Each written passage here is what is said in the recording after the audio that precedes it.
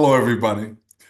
This is Dr. Rodney Unmasked and Inspired. I'm in the studio today with George Rowan, and this is a special occasion. There's a number of reasons why this is special. One of the reasons is that this is a brother beloved. In fact, he is my brother-in-law, who is a person who has experienced 9/11, 2 days after the destruction of the tower.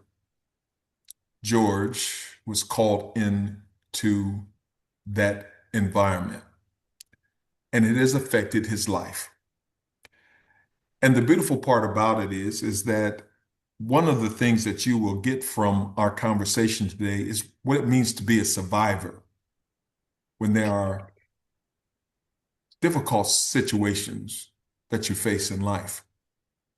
I hope, in fact, that this opportunity to hear what George has to share with us will inspire someone to keep on fighting and do the best they can in terms of making sure that they are taking care of their health, they're living a good life, and they're also inspired by God to believe that they're here for a purpose. So, in this episode, I'm so delighted to introduce George Rowan. I call him Detective Giorgio. He has served as a police officer with the New York Police Department, as a detective, and he has a lot of experience. The military, he's a veteran as well, but he has a lot of experience in life. 9/11, Okay? they sent specific units that were requested to help, like the ID unit. Guys from the ID unit went down. Um, they were sent down to help ID bodies Okay. Oh, wow. and and deal with the bones and those type of things. They were down for long periods of time, Okay. but they didn't stop us when it first started, taking our own time and going down if you wanted to. Okay. That was up to you. They didn't try to stop you from doing that. So Okay. that's what I did. Oh, you volunteered. Yeah, I went down on my own. Oh, my. Yeah. Okay. Me and a couple of buddies of mine. We Okay. went down on our own. Mm-hmm. Yeah. Wow. And this was like the second day that it happened. And we went down and didn't take any, well, nobody had any safety Mhm. mechanisms, no masks, or we had masks, but not the kind of masks that we needed, Okay. you know, to to Like to an keep. N9. You didn't have the N9s. Nah, nobody did. We was just down there working. And when I say working, when this thing first happened, I'm down there. I'm gonna tell you the story. The craziest thing happened. So the West Side Highway into New York City. Hmm. Um, the World Trade Center is actually on the West Side Highway. Hmm. So they closed the West Side Highway. You couldn't go past 125th Street on the West Side Highway. Hmm. Now, I was able to get down to 50 to where the horse stables are, where the Central Park horses on Yes. Central Park, they have stables over on the west side where they keep those horses. Hmm. It's around 50 something street. I was able to get down that far because I had my detective shield around my neck. I also had on my military BDUs. I had on my military stuff. Okay. I had on my back. My rucksack was packed with stuff because I Hmm. knew I was gonna be down there for a few days. So I had Okay. stuff, food, and all kind of stuff packed. I was able to get down to 50 something street, and then I had to park my car. Hmm. So then me and my buddy was gonna walk from 50 something street all the way down to the towers. Hmm. It's not that, it's 50 something, 60 something blocks. It's not that far. Hmm. But on the way down, this big charter bus pulls up to us. We're walking on the west side. Pulls up to us, and the driver opens the door and says, "Hey, where you going?" I had on my military gear. I said, "I'm going down to the towers to help." And he said, "Come on, get on the bus." So me and my buddy get on the bus. There's no room to there's no room to sit down. We had to stand up. Hmm. but we was only standing up for 15 minutes. Hmm. It was the FEMA bus My, full of people from FEMA. They had wow. on their suits and Hazmat they suits and everything. everything. The bus was packed. It was a big charter bus, a beautiful bus. Hmm. It had to be 50, 60 guys on that bus and females. They drove us right down Wow. to the site. When I tell you to the site, Ronnie, I'm talking about, Wow. stuff was still on fire. Concrete was burning because of the jet fuel. Mm-hmm. So we're there and we're looking at this. Hmm. The buildings, you could see the big metal stanchions that Yeah. used to be the front. Yes. That was there. You could see where the buildings are engulfed. It was nothing but work crews. Yo, bro, we was in it. Wow. We were in it. And they drove us down to it.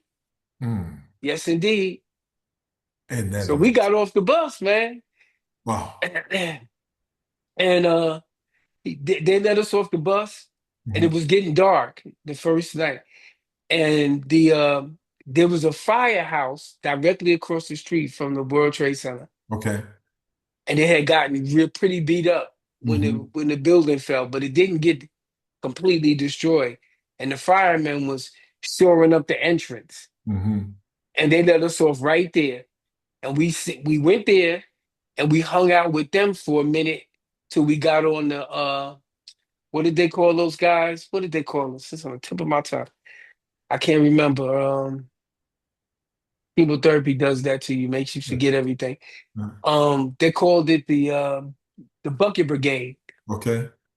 because the concrete was so hot that we had these big buckets and we were taking pieces of concrete and putting them in the buckets and passing them along to Wow. get them because we were literally moving concrete like we were doing like little things like imagine little rocks just trying to move. They had big excavators and all that stuff down there, Sure. but they had to be careful about how they was removing stuff. Remember, Sure. this the first night. Right. They're Right. still pulling bodies out. Yeah. I'm Yeah. watching this. I'm Hmm. working. Hmm. Yeah, man. Wow. Yeah, did that for 2 days. So George, what was your psyche like? How did that affect your psyche, that being in that environment and the aftermath of that? Does that still kind of live in your memory in a way that uh that's troubling in some ways? Yeah, Or it was surreal, man. I didn't go down there uh, because I had some sense of I want to go blow up all the Hajis I could find, and like some of these young people went and joined the military so they could go over to Afghanistan and fight and all. I didn't. That's not how I felt. I felt sad okay. because I knew some people that worked there, and I didn't know until 2 or 3 weeks later that I knew more people than I could have ever imagined that actually died. But I felt bad, like, and I felt like this is a human condition. I felt like America does this. We do this. Yeah. We do this Hmm. stuff. Hmm. And the chickens have come home to roost. Gotcha. And I just felt bad. And I wanted to do what I could do to kind of help Yeah. that part of it. But I wasn't angry. Like, there Okay. were people that were angry, man. And Yeah. I never felt that anger. Like, Mhm. I felt sad, man. Yeah. I really did. Yeah. And I still do. Yeah. This is pretty amazing because as many times as we've sit and talked, you've really never shared this aspect of your experience with me. And it's pretty amazing to sit and talk with you about this and sense your presence in that place and being there as a volunteer, willing to just help. And it's pretty amazing, George. We use the word heroes around, we kind of throw it around these days, but I really do have a deep admiration for what you've shared with me and with this audience. I also want to ask you this, given the hindsight of the event, the things that you have now experienced and are experiencing due to the health conditions that have been related to that moment, do you think that the government and the agencies that are, kind of came out a year or so later, the impact on the health of the first responders and people who have died from various diseases and because of that, do you feel that based on the weight of all those things that the government and these agencies have responded appropriately? I think that when it first happened, Okay. initially, I think they wanted to. Okay. Um, and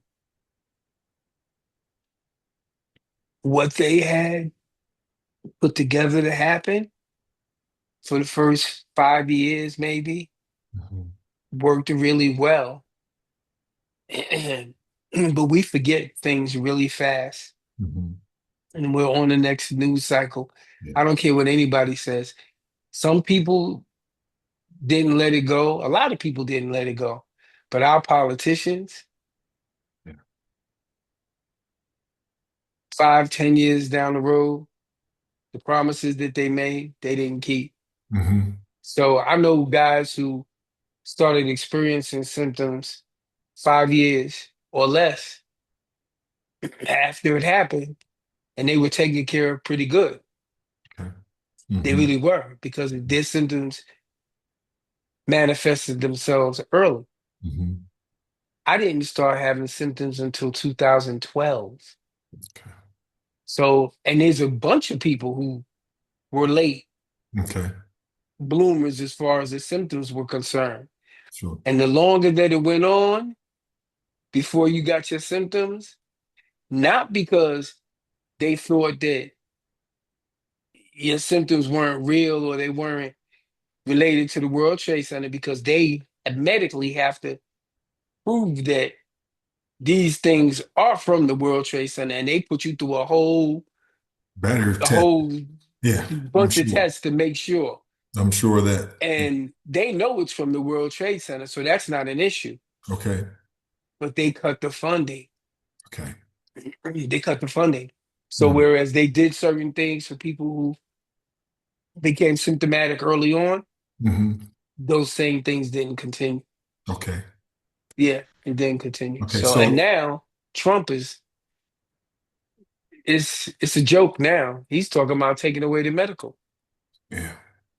which won't affect me Hmm. as much as it would affect someone else who doesn't have the type of medical that I have. Sure. Because the medical that I have is going to take care of it regardless. Hmm. You understand what I'm saying? Sure. And Understand. it might cost me a few dollars, but Hmm. I'm still going to be taken care of. I have very good medical insurance Hmm. with Westchester County upon my retirement. Hmm. Hmm. But a lot of people don't have that kind of insurance Yeah. Yeah. that were involved in this, Hmm. and if they take away that insurance piece, a lot of people are going to get affected. Hmm. Forget about getting paid out. They don't pay out no more. They That's don't do over that. with. Yeah, that's a joke. That's Okay. a joke. Hmm. Yeah, Yeah. yeah. So, what would, if there was one thing that you would want the listeners to think about in terms of 9/11, um, if they are capable of supporting people who have experiences like yours, what would be the best way or a way that people can support? It may be somebody in their family, like in my family, maybe somebody in their community. What is the best way to support somebody who's been through something so catastrophic? Well, if they're really sick and they don't have any family, Yeah, or if they're sick and they don't have the funds available, yeah. to pay a lot of their medical bills. And, Yeah. I think that there should be more private funding, Okay. philanthropy, Sure. Okay. for Mhm. World Trade Center, Okay. first responders and survivors. I really Okay. believe that the Yeah. survivors got taken care of really quick. Okay. Um, Mhm. the people who lost people, Sure. the 3,000, about 500 people that died, their families were taken care of really fast. Hmm. Because I mean, a week after this happened, and you if you weren't found, they knew you were dead. Yeah. So they went through those things really quick. But Hmm. then the first responders who began getting sick, like I said, 10 years after it happened, they, they need more funding. Okay. They need more funding. Call your Hmm. congressmen, your Okay. senators, Hmm. and make sure that they continue to fund this, because the present administration that we have, when they were the first round that the present administration had in 2016, they Hmm. cut the funding. Yep. When they were voted out in 20, some of the funding was replaced, but not all of it. Okay. Hmm. You understand? Not all of it. Okay. And now they're cutting the funding again.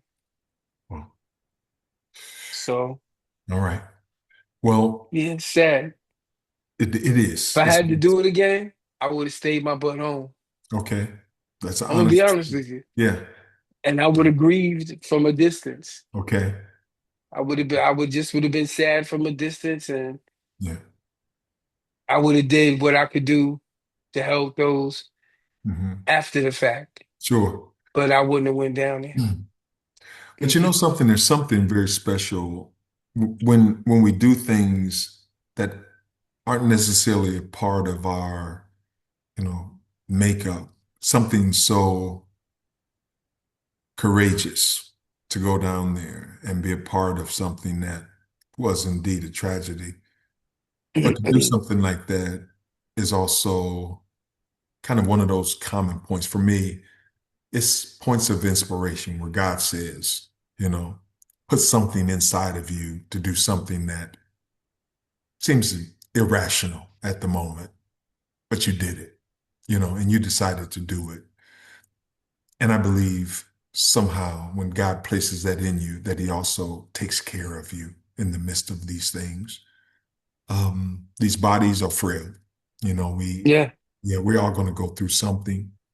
These bodies are frail, but I tell you, to get to know you and how, blessed you are, how intelligent you have, you've been given so much, and at the same time, you are an inspiration based on the medical health issues, crisis that you face. You're an inspiration to many, and so I thank God that He has given you life, and you're showing us, despite what it may appear to be, that life is worth living and continuing every day. So I'm not going to hold you any longer. I know that you have some conditions that you need to take care of before this evening, but I want to thank you so much for giving me your time. I've learned a lot and I am inspired.